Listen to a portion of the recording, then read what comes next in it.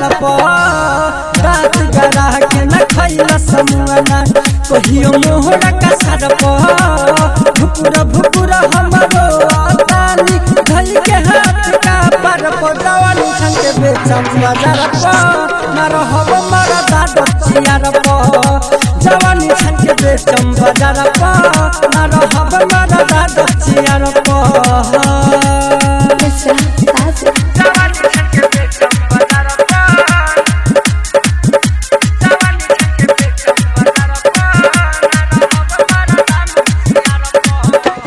देख के पीपी बढ़ेला मोर साच कहीं बड़ा बाटे बकलोल देख के पीपी बढ़ेला मोर साच कहीं बड़ा बाटे बकलोल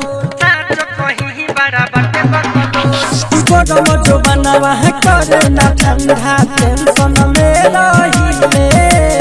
बर्फ के पानी रगड़त बानी अपने से हम पड़ीले हमारा के छोड़ी चली जाला रोज सुन गोवा से मचन पड़वानी छन के बेचम बाजार पर ना रहब मरा दादचियार पर जवानी छन के बेचम बाजार पर ना रहब मरा दादचियार पर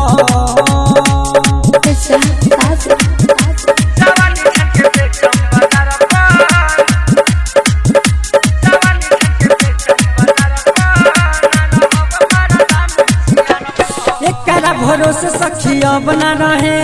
जाता नहीं हर छूटा चरे एकरा भरोसे सखिया बना रहे जाता नहीं हर छूटा चरे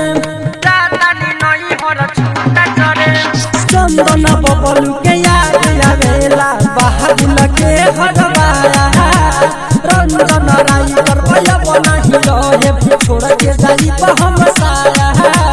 राजा अभिलाष जवानी छन के बेचम बाजार पर ना रहब मरा दादचियार पर जवानी छन के बेचम बाजार पर ना रहब मरा दादचियार पर।